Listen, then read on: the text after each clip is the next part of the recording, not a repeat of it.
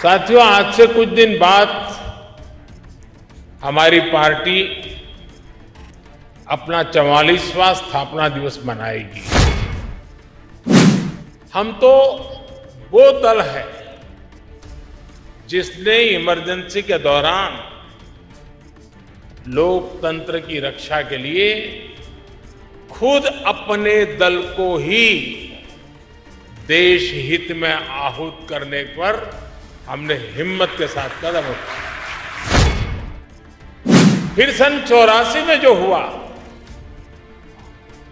देश कभी भी उस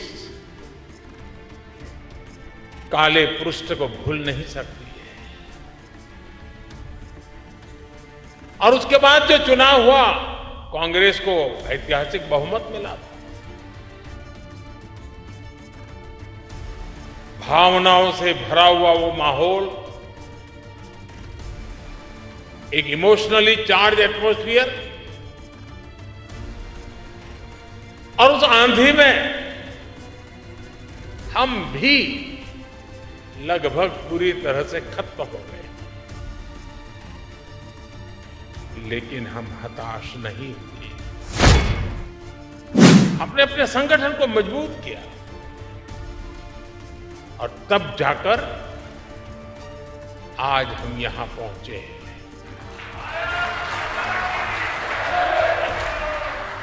दो लोकसभा सीटों के साथ शुरू हुआ सफर 2019 में 303 सीटों तक पहुंच गया।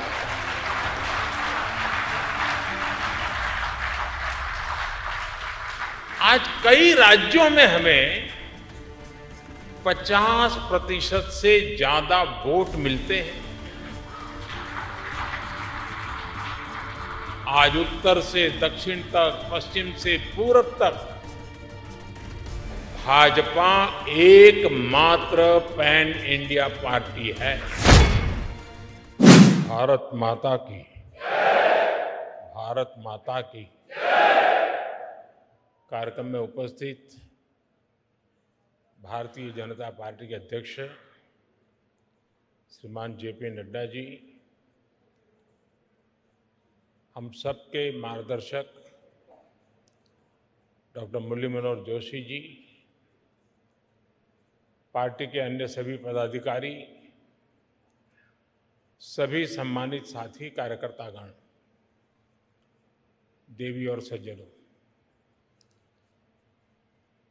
भारतीय जनता पार्टी के केंद्रीय कार्यालय के विस्तार की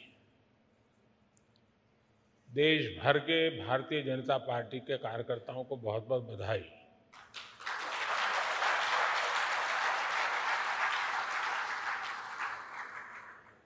2018 में जब मैं कार्यालय का लोकार्पण करने के लिए आया था, तो कहा था कि इस कार्यालय की आत्मा हमारा कार्यकर्ता है। आज जब हम इस कार्यालय का विस्तार कर रहे हैं, तो ये भी केवल एक भवन का विस्तार नहीं है, बल्कि ये प्रत्येक भाजपा कार्यकर्ता के सपनों का विस्तार है।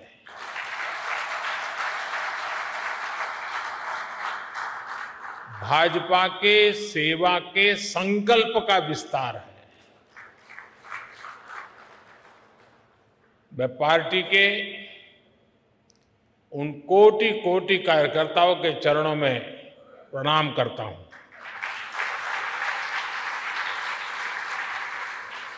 मैं पार्टी के सभी संस्थापक सदस्यों को भी सर झुका करके नमन करता हूं। साथियों, आज से कुछ दिन बाद हमारी पार्टी अपना 44वां स्थापना दिवस मनाएगी। यात्रा एक अनथक और अनवरत यात्रा है। ये यात्रा परिश्रम की पराकाष्ठा की यात्रा है। ये यात्रा समर्पण और संकल्पों की शिखर की यात्रा है। ये यात्रा विचार और विचारधारा के विस्तार की यात्रा है। और ये यात्रा, ये विस्तार अपने आप में बहुत ही प्रेरणादायी है। आपको याद होगा, भारतीय जनसंघ ने दिल्ली के अजमेरी गेट के पास एक छोटे से ऑफिस से अपनी यात्रा शुरू की थी। उस समय हम देश के लिए बहुत बड़े सपने देखने वाले छोटी सी पार्टी थे। सपने बड़े थे, दल छोटा था। 1980 में जब भाजपा का जन्म हुआ, तब कुछ समय के लिए 10 राजेंद्र प्रसाद मार्ग पार्टी का ऑफिस बन गया था और उसी जगह पे पहले अपने नानाजी देशमुख रहते थे। बहुत से कार्यकर्ताओं को 11 अशोका रोड पार्टी ऑफिस के रूप में याद होगा। इसके भी काफी समय बाद पार्टी ऑफिस दीनदयाल उपाध्याय मार्ग पर शिफ्ट हुआ। एक तरह से हमारी पार्टी की प्रगति का प्रतीक है। इस दौरान कितने ही उतार चढ़ाव आए। हम तो वो दल है जिसने इमरजेंसी के दौरान लोकतंत्र की रक्षा के लिए खुद अपने दल को ही देश हित में आहूत करने पर हमने हिम्मत के साथ कदम उठाया।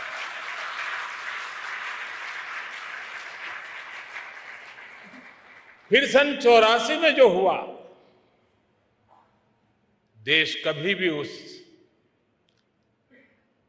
काले पृष्ठ को भूल नहीं सकती है। और उसके बाद जो चुनाव हुआ, कांग्रेस को ऐतिहासिक बहुमत मिला था।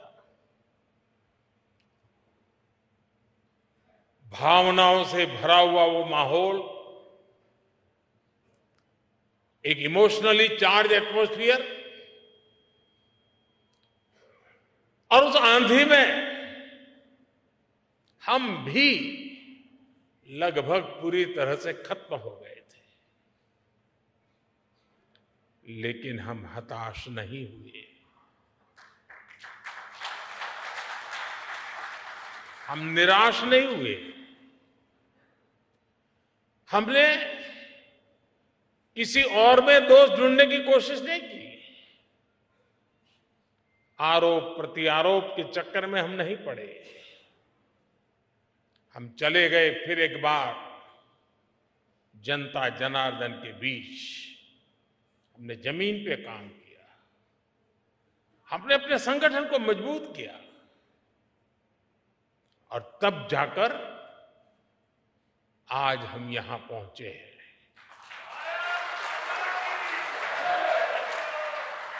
दो लोकसभा सीटों के साथ शुरू हुआ सफर 2019 में 303 सीटों तक पहुंच गया।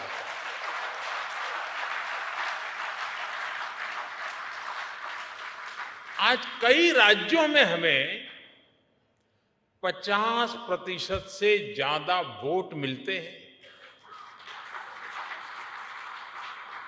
आज उत्तर से दक्षिण तक, पश्चिम से पूरब तक भाजपा एकमात्र पैन इंडिया पार्टी है।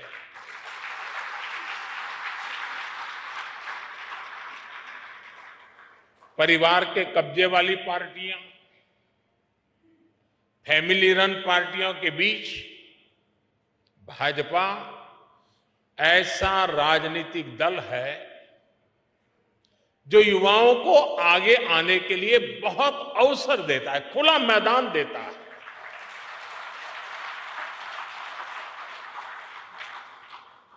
आज भारत की माताओं, बहनों, बेटियों का आशीर्वाद जिस पार्टी के साथ है, उस पार्टी का नाम है भारतीय जनता पार्टी।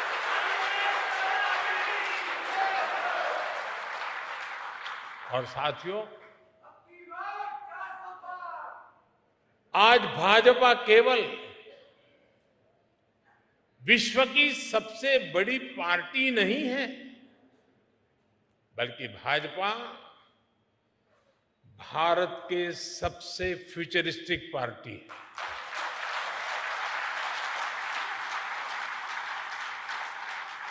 हमारा एक ही लक्ष्य है, भविष्य के आधुनिक और विकसित भारत का निर्माण करना। और इसलिए हमें खुद अपने लिए भी भविष्य के लक्ष्य निर्धारित करने ही होंगे। इसके लिए हमारे पास आधुनिक सोच भी होनी चाहिए, आधुनिक संसाधन भी होने चाहिए। हमें भाजपा को एक ऐसी संस्था के रूप में विकसित करना है जिसके पास अगले 10 साल, 20 साल, 50 साल के लक्ष्य निर्धारित है। इसके लिए 3 बातें हर कर्तव्यनिष्ठ कार्यकर्ता, हर भाजपा सदस्य के स्वभाव में होना समय की मांग है, देश की जरूरत है। और 3 बातें क्या है? एक है अध्ययन, दूसरा है आधुनिकता, और तीसरा है विश्व भर से अच्छी बातों को आत्मसात करने की शक्ति।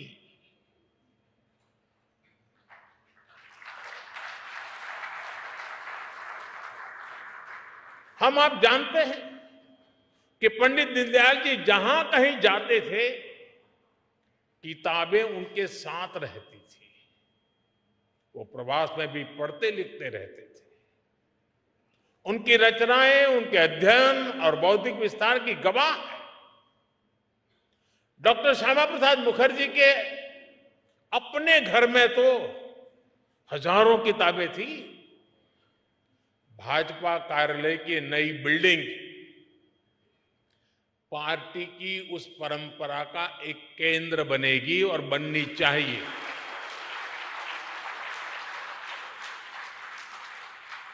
यहां अध्ययन की व्यवस्था भी है, आधुनिकता भी है और विश्व भर का अनुभव प्राप्त करने की आकांक्षा भी है।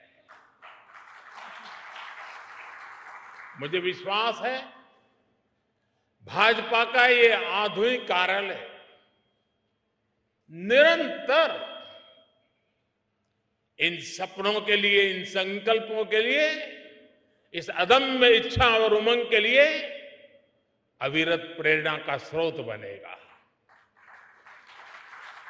साथियों, हम भाजपा कार्यकर्ताओं के लिए एक गर्व की बात है कि हम सब जिस दल में काम कर रहे हैं, जिस दल के आचार, संस्कार और विचार ने हमें गढ़ा है, उस दल की और उसके कार्यकर्ताओं की आज विश्व भर में चर्चा हो रही है।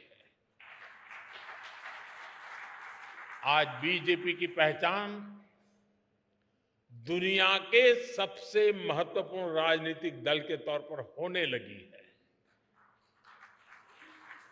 आज भाजपा की तुलना दुनिया की उन ऐतिहासिक पार्टियों से होने लगी है जिन्होंने अपने शासनकाल में अपने देश का भाग्य बदल दिया था। ये समय बीते 4-5 दशकों में भाजपा कार्यकर्ताओं के त्याग और तपस्या की वजह से आया है। ये समय भाजपा सरकार के विकास के कार्यों की वजह से आया है। बीजेपी वो दल है जो भारत के महत्व को, भारत के सामर्थ्य को सशक्त करने के एक ही संकल्प को लेकर के चल रहा है। हम सबका साथ, सबका विकास, सबका विश्वास और सबका प्रयास के मंत्र को लेकर के आगे बढ़ रहे हैं। और मुझे ये देखकर खुशी होती है कि दुनिया के कई सारे ऐसे नेता, वो हमारी भाषा से परिचित नहीं है, लेकिन फिर भी वो ये सबका साथ, सबका विकास मंत्र दोहराने का प्रयास करते हैं। वो अपनी भाषा में उसका अनुवाद भी करते हैं। साथियों, आज हमारा नॉर्थ ईस्ट सबका साथ, सबका विकास के मंत्र का बेहतरीन उदाहरण है। नॉर्थ ईस्ट की आबादी में बहुत विविधता है। वहां अलग अलग समुदायों के लोग हैं। आदिवासी और विधायी समुदाय के लोग बहुतायत है। इस क्षेत्र के लोग भाजपा पर अभूतपूर्व विश्वास दिखा रहे हैं। आज नॉर्थ ईस्ट में भाजपा के 4 मुख्यमंत्री हैं। 2 अन्य राज्यों में हमारे गठबंधन की सरकारें हैं। इस सफलता का बड़ा श्रेय भाजपा के कार्यकर्ताओं को ही जाता है। भाजपा कार्यकर्ताओं के इसी परिश्रम की वजह से आज दक्षिण भारत में भी दूर दूर तक पार्टी का विस्तार हो रहा है। कर्नाटका में भाजपा इतने वर्षों से मजबूत स्थिति में है। आज भी हम नंबर 1 पार्टी है कर्नाटका में। तेलंगाना में भी लोगों का एकमात्र भरोसा सिर्फ और सिर्फ भाजपा है। आंध्र प्रदेश में लोगों का भाजपा पर विश्वास दिनों दिन बढ़ता चला जा रहा है। तमिलनाडु और केरला में भाजपा हर जिले में, हर बूथ पर दिनों दिन मजबूत हो रही है। एक भारत श्रेष्ठ भारत की भावना के साथ हो रहा भाजपा का ये विस्तार हमें सीटों के मामले में और वोट शेयर के मामले में सफलता की नई ऊंचाइयों पर ले जाएगा। लेकिन साथियों, मैं एक बात और भी कहना चाहता हूं।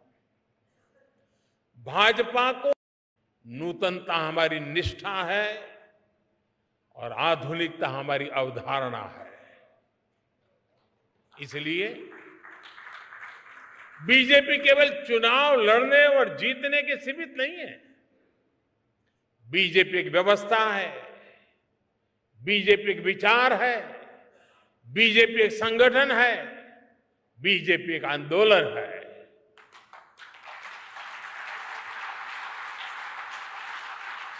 बीजेपी विकास की भी प्रेरणा शक्ति है और बीजेपी बदलाव की भी प्राण शक्ति है। बीजेपी ने सियासत की सोच को बदला है और समावेश के नए मानकों को जन्म दिया है। और इसका एक उदाहरण है भाजपा का सदस्यता अभियान और इसके माध्यम से पार्टी का विस्तार। एक समय था जब हम राज्यों में राज्य स्तर की कमेटी बन जाए तो हम सोच रहे थे कि चलिए उस राज्य में झंडा गाड़ दिया।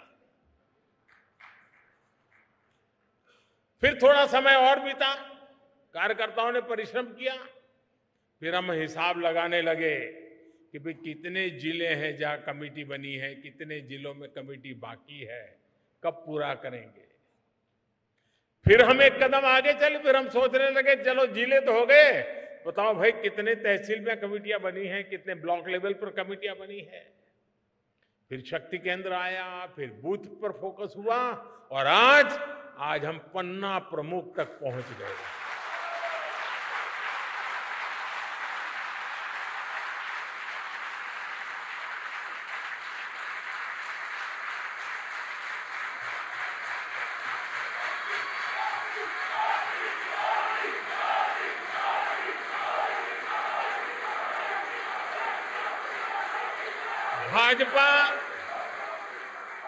भाजपा पहली पार्टी है जिसने पार्टी की व्यवस्था में संवैधानिक रूप से महिलाओं के लिए पद की व्यवस्था की है। संविधान के तहत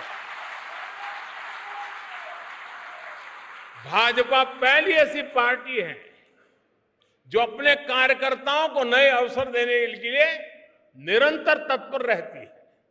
हमने पार्टी की समितियों में, कमेटियों में हर बार 25% नए लोगों को लाने की व्यवस्था शुरू की है। हम कार्यकर्ताओं की इसी ताकत से सत्ता के शिखर तक पहुंचे हैं। लेकिन हम भले ही सत्ता के शिखर पर पहुंचे हो, लेकिन हमारे पांव आज भी उतने ही जमीन पर हैं जितने 1980 में हुआ करते थे।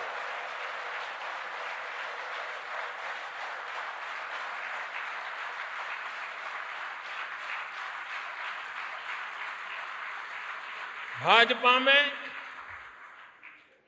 ऐसे कार्यकर्ताओं की बहुत बड़ी फौज है जो कष्ट उठाकर, परेशानी झेलकर, कर्तव्य भावना से लगातार देश सेवा में जुटे रहते हैं। हम जहां भी काम करते हैं सामूहिकता की भावना से काम करते हैं, टीम वर्क के साथ काम करते हैं। भाजपा वो पार्टी है जिसमें मुक्त चिंतन होता है, नए विचार सृजित होते हैं, नए विचारों का सम्मान होता है।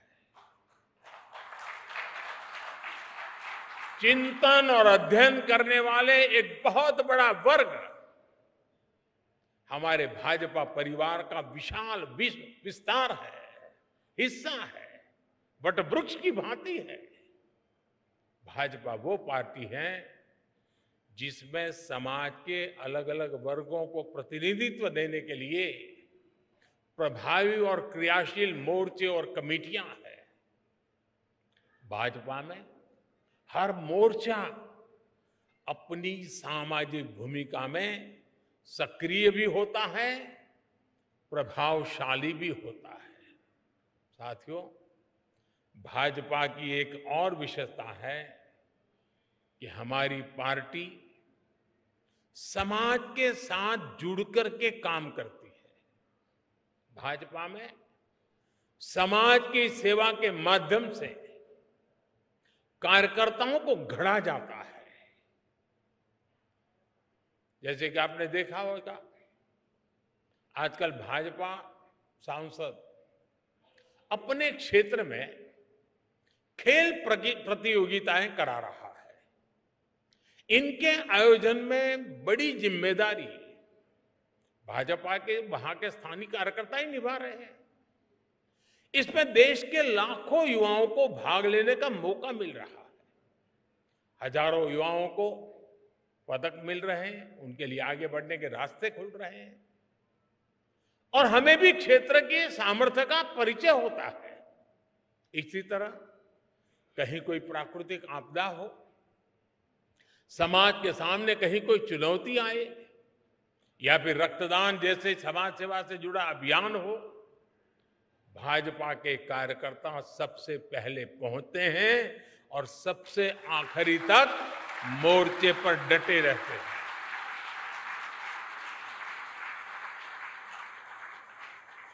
अभी अध्यक्ष जी बता रहे थे, कोरोना के दौरान हमारी पार्टी के लोगों ने कैसे घर घर जाकर मुफ्त राशन और इलाज पहुंचाने में मदद की।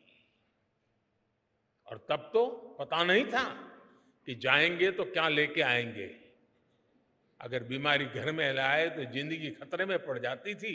फिर भी ये भाजपा का कार्यकर्ता है जो हर घर जाता था।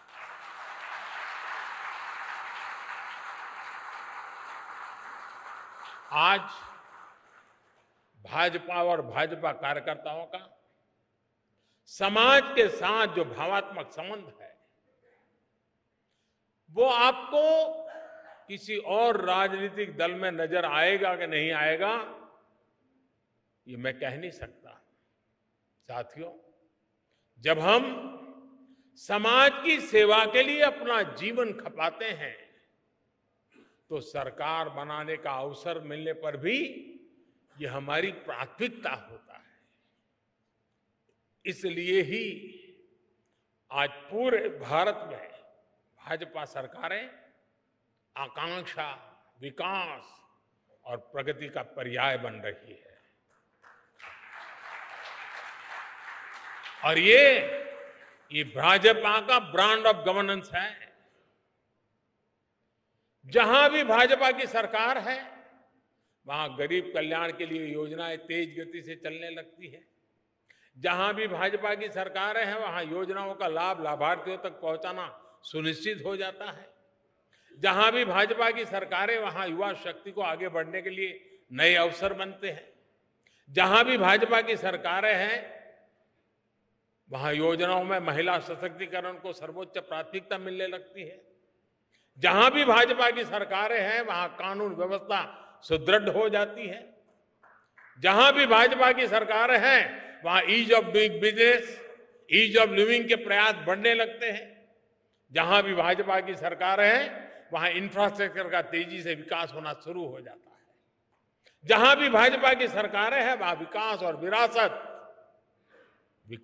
विरासत दोनों साथ साथ चलते हैं। साथियों, मैं समझता हूं अब समय आ गया है कि हमारी यूनिवर्सिटीज, एकेडमिशियंस और एक्सपर्ट्स भारत के पिछले 75 साल के अलग अलग गवर्नेंस मॉडल्स की कंपैरेटिव स्टडी करें, एनालिसिस करें, देश और दुनिया के सामने रखें। देश ने लंबे समय तक कांग्रेस का एक गवर्नेंस मॉडल देखा है। देश ने कम्युनिस्टों का भी कुछ राज्यों में गवर्नेंस का मॉडल देखा है। देश ने परिवारवादी, फैमिली रन पार्टियों के काम करने का तरीका भी देखा है। अलग अलग गठबंधनों की सरकारों का गवर्नेंस मॉडल भी देश ने देखा है। और देश आज पूर्ण बहुमत वाली भाजपा सरकारों का गवर्नेंस मॉडल भी देख रहा है। एक निश्चित पैरामीटर्स के साथ जब इसकी एनालिसिस होगी, तो गवर्नेंस के मॉडल का महत्व समझ में आएगा। देश के सामान्य मानवी को भी पता चलेगा कि गवर्नेंस के किस मॉडल ने देश को क्या दिया, उसके परिणाम क्या निकले और उनके लिए क्या बेहतर रास्ता है।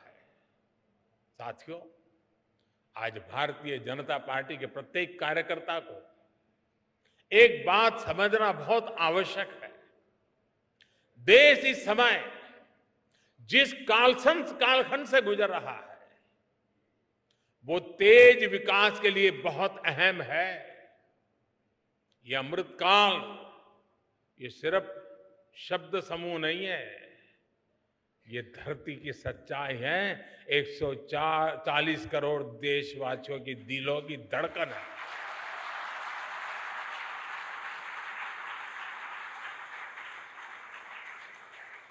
आज हम सबसे युवा देश है, आत्मविश्वास से भरे हुए देश है।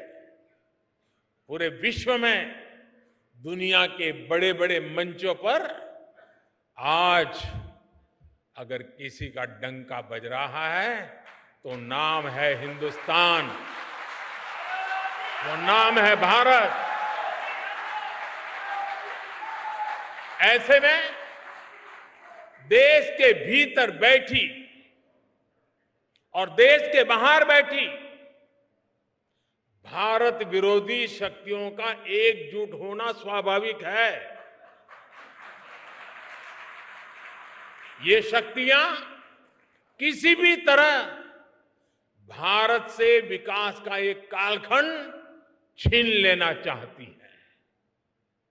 आज भारत का सामर्थ्य अगर फिर बुलंदी की तरफ जा रहा है, तो इसके पीछे हमारी एक मजबूत नींव है। ये नींव ये नींव हमारी संवैधानिक संस्थाओं की है, हमारे कॉन्स्टिट्यूशनल इंस्टीट्यूशंस की है। इसलिए आज भारत को रोकने के लिए हमारी इस नींव पर चोट की जा रही है, संवैधानिक संस्थाओं पर प्रहार किया जा रहा है, उन्हें बदनाम करने का अभियान छेड़ा जा रहा है, उनकी क्रेडिबिलिटी, उनकी विश्वसनीयता खत्म करने की साजिश की जा रही है। जो लोग भ्रष्टाचार में लिप्त हैं, उन पर जब एजेंसियां कार्रवाई करती हैं तो एजेंसियों पर हमला किया जाता है। जब कोर्ट कोई फैसला सुनाता है तो कोर्ट पर सवाल उठाए जाते हैं, न्यायिक प्रणाली पर हमले होते हैं। आप सब देख रहे हैं, कुछ दलों ने मिलकर भ्रष्टाचारी बचाओ अभियान छेड़ा हुआ है।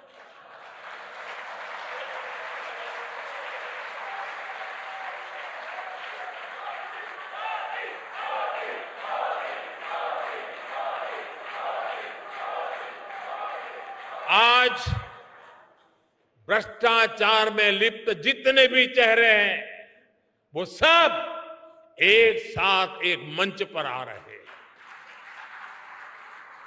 पूरा देश ये देख रहा है, देश समझ रहा है। साथियों, भ्रष्टाचार ने हमारे देश का बहुत नुकसान किया है। दिमक की तरह देश को खोखला किया है भ्रष्टाचार ने। देश की जनता देख रही है कि पहले की सरकारों ने किस तरह भ्रष्टाचार के खिलाफ कार्रवाई के नाम पर केवल खानापुरी की थी। लेकिन पिछले 9 साल में भाजपा सरकार ने भ्रष्टाचार के खिलाफ जो अभियान चलाया, उसने आज भ्रष्टाचार और भ्रष्टाचारियों दोनों की जड़ें हिला दी है।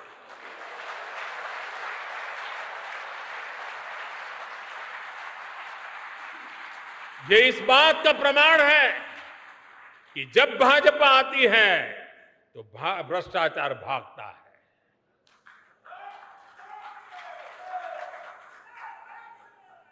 मैं आपको कुछ आंकड़े बताना चाहता हूं। आज prevention of money laundering act यानी पीएमएलए के तहत कांग्रेस की सरकार में, यानी साल 2004 से 2014 के बीच 5,000 करोड़ रुपए के आसपास की संपत्ति जब्त की गई थी। 5,000 करोड़। इसी एक्ट के तहत पिछले 9 वर्षों में भाजपा सरकार ने 1,10,000 करोड़ रुपए से ज्यादा की संपत्ति जब्त की है।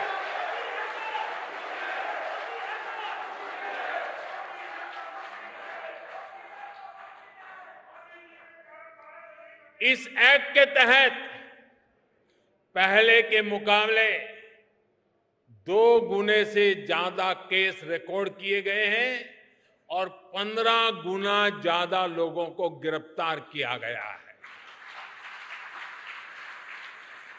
हमारे यहां कुछ लोगों ने कांग्रेस शासन के दौरान बैंकों को जमकर के लूटा।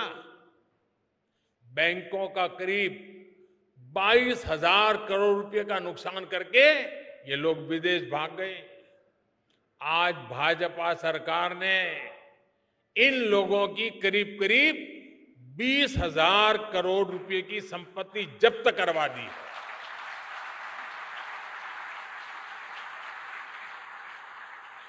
प्रिवेंशन ऑफ करप्शन एक्ट के तहत पिछले 9 वर्षों में सीबीआई ने लगभग 5,000 केस दर्ज किए हैं। बीजेपी सरकार में भ्रष्टाचार के आरोपों से घिरे हुए सैकड़ों बड़े अधिकारियों को संविधान दिखाया, सरकार के नियम दिखाए और उनको जबरन रिटायर किया गया है, घर भेज दिया गया है और उनके खिलाफ कार्रवाई की गई है। साथियों, आजादी के 7 दशकों में पहली बार भ्रष्टाचार पर इस तरह की चोट हो रही है। पूरे देश की जनता आज भ्रष्टाचारियों पर हो रही कार्रवाई से खुश है। आपकी यही जानकारी है ना?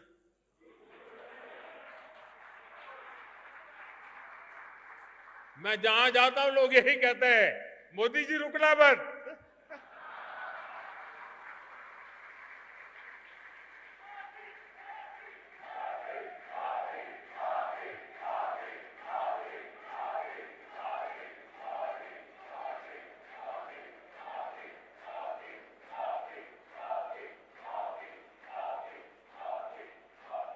आज हर देशवासी समझता है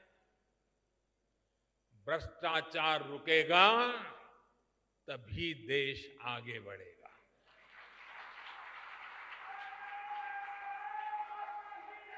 और जब हम इतना सारा करेंगे तो कुछ लोग तो नाराज होंगे ही होंगे।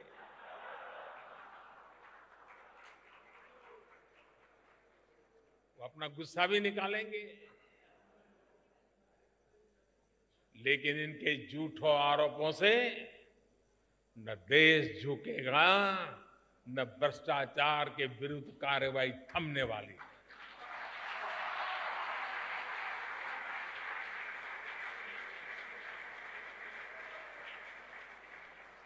साथियों, आपको याद होगा कांग्रेस के नेता कभी कहा करते थे, जनसंघ के जमाने में बड़े बड़े नेता कहते थे जनसंघ को जड़ से उखाड़कर फेंक देंगे। ये उनके बड़े बड़े नेता बोलते थे जी। और आज की कांग्रेस कहती है कि मोदी तेरी कब्र खुदेगी। जनसंघ को मिटाने की, भाजपा को मिटाने की अनेक बार साजिशें हुई। और ये तो वो लोग हैं जिन्होंने मुझे भी जेल में डालने के लिए क्या क्या जाल नहीं बिछाई, लेकिन वो पूरी तरह नाकाम रहे।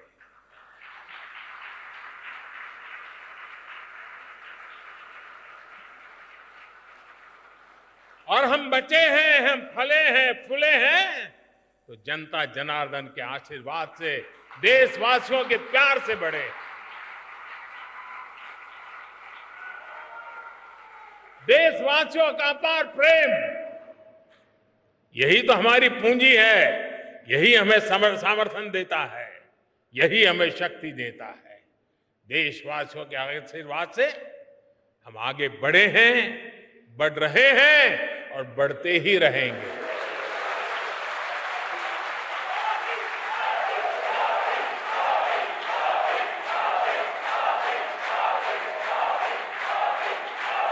हम यहां से आगे बढ़ेंगे, वो भी देशवासियों के विश्वास से बढ़ने वाले हैं।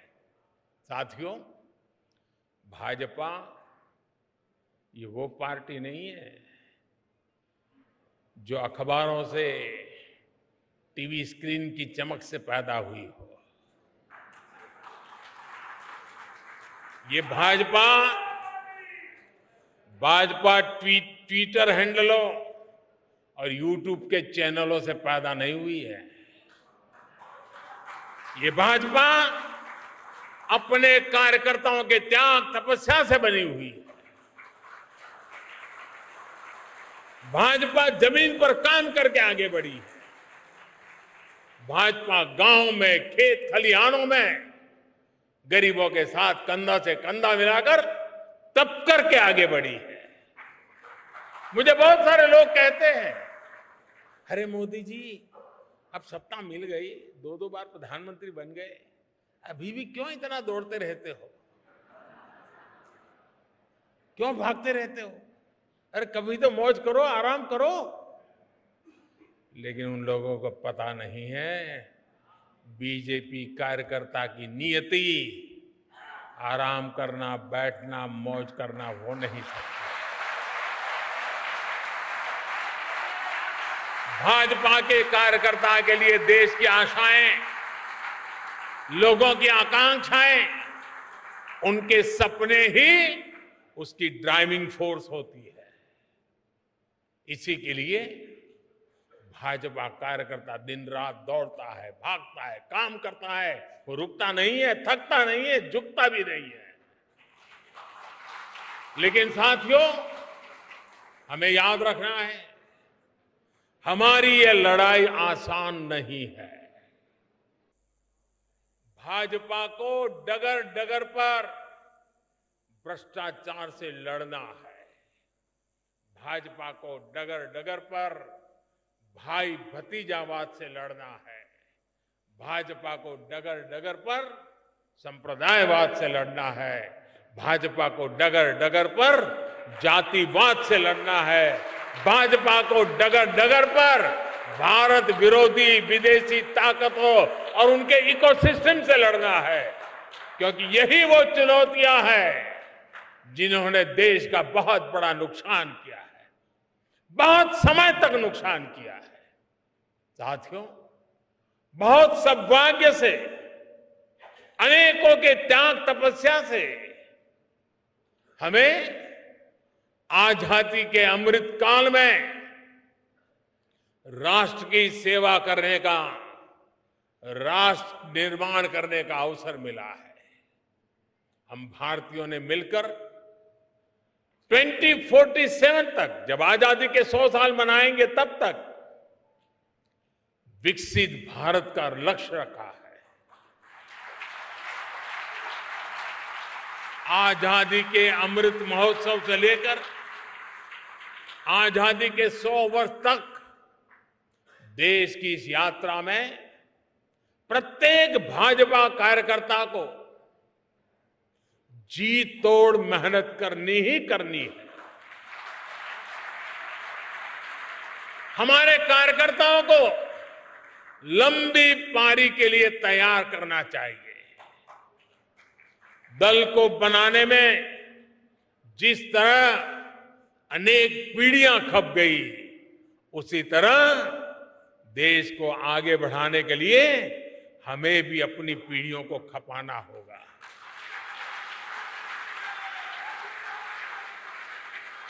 साथियों, मैं आपको फरवरी 2018 में इसी कार्यालय में कही हुई अपनी एक बात को आज याद दिलाना चाहता हूं।